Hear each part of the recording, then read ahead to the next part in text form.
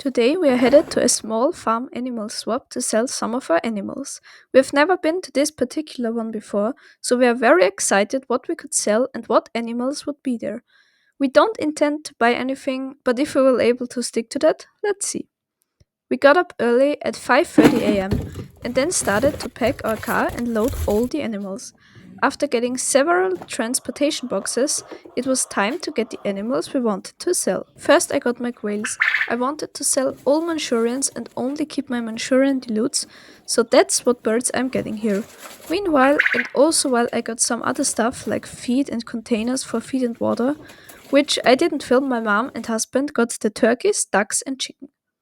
After my mom returned, I got all the quails and we discovered they like to look out of the box through these holes, which was scary at first because I feared they could get stuck, but that's no problem, so after all, it was pretty funny. Next, we got the rabbits. My mom tried showing me how to tell if a rabbit is a boy or a girl, but for us it was hard to tell at this young age, so we just loaded the young rabbits and the mother. We initially wanted to sell the mother as well because sadly the male rabbit we had had for years passed away due to a stroke. So instead of buying a new one, I should try to sell her. I asked my mom if she was sure she wants to sell her because that would mean we would take a break from rabbits for a while.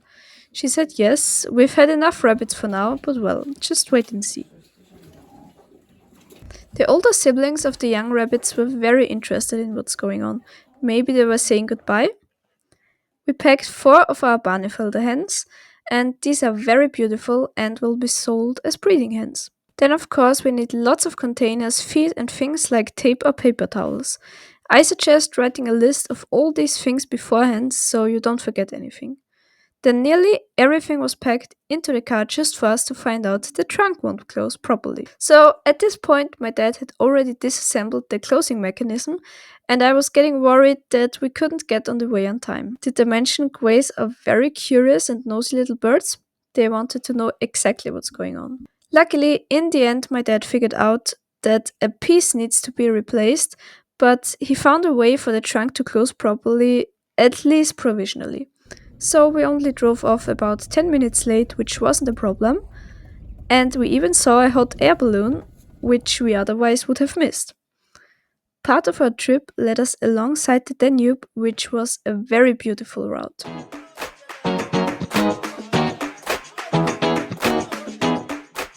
We arrived nearly half an hour before the market was supposed to start, and after talking to someone from the Readers Club that was organizing the market, we realized we were the first ones there who actually brought animals. I thought that was nice because we could secure the best cages right at the entrance, and we immediately started unloading all the animals. First off were the turkeys, and they were by far the most unsettled ones. Next up were the 4 Barnevelder breeding hens. They were already pretty calm and didn't cause any trouble.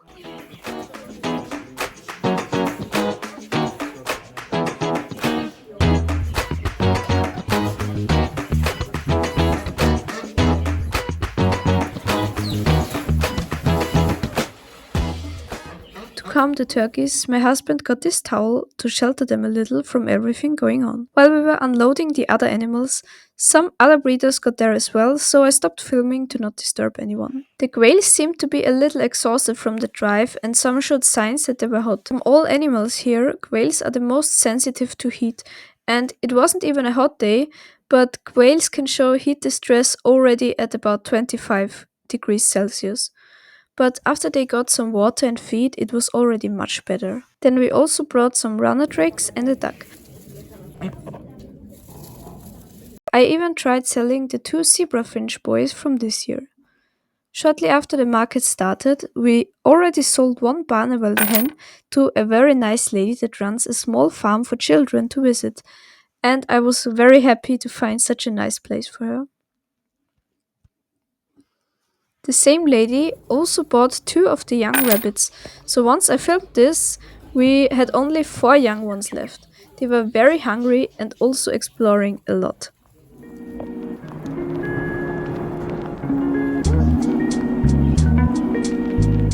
Then next to us, a young 10-year-old breeder brought some of her rabbit offspring. They were very cute, but well, Mom said she wanted to take a break from rabbits, so we didn't buy any for now. Then one other breeder brought these two hens, but as you can see from all these empty cages, that was it. Except for some birds, there were no other animals for sale. This was pretty disappointing, as this is quite a large breeders club and I expected a lot more. But it is what it is, and you have to make the best of it. So we had some nice chats with the breeders and people visiting, and it was not too boring.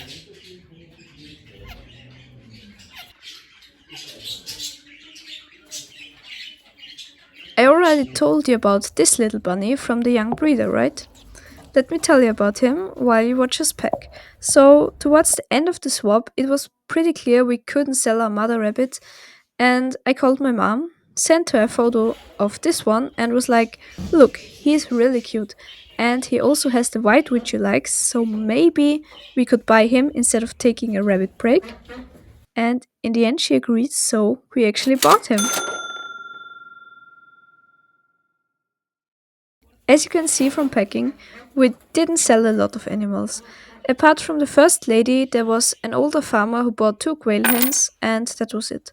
It was a bit disappointing that we had to take home so many animals again, because I really hoped for more of them to find a new home today. But that's always the risk when going to a new animal swap, you can never know before. But apart from that, the location was very nice. It is always easier if there are cages ready to use, because if we had to bring our own, they would not have fitted in the car, and we would have to drive with two cars or bring a trailer or bring less animals, and yeah. The cages even had straw in them, so we didn't have to worry about bedding either.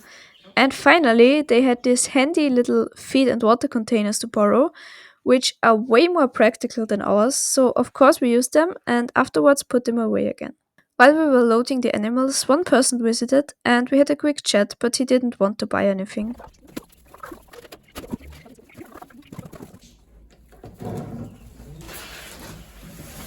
So we continued loading, and as you can see, the ducks were quite hectic.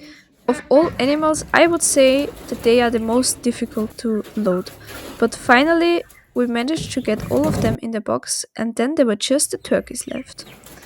They are hectic as well, but for them it's not so much of a problem to hold them, because if you gently grab the legs and then support the chest with the other hand, they stay completely calm, and it is way easier to put them into their transportation box than it is for the ducks.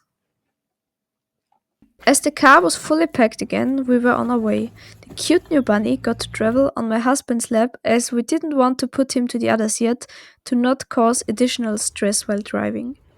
As soon as we returned home, we unpacked all the cages, containers, and other stuff and stored them here for the next market, which is coming soon. We let all of our rabbits back into their stable.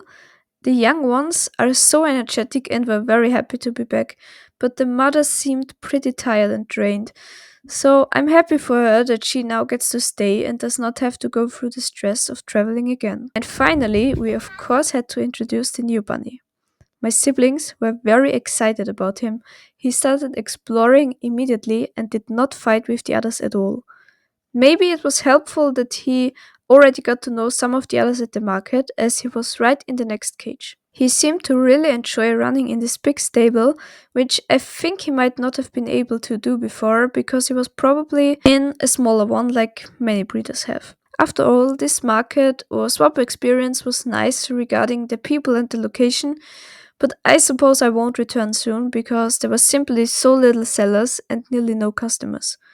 However, we will be at the next market only a week later, and I have never been there before either, but I've heard great things about it, and there are supposed to be many people and interesting animals.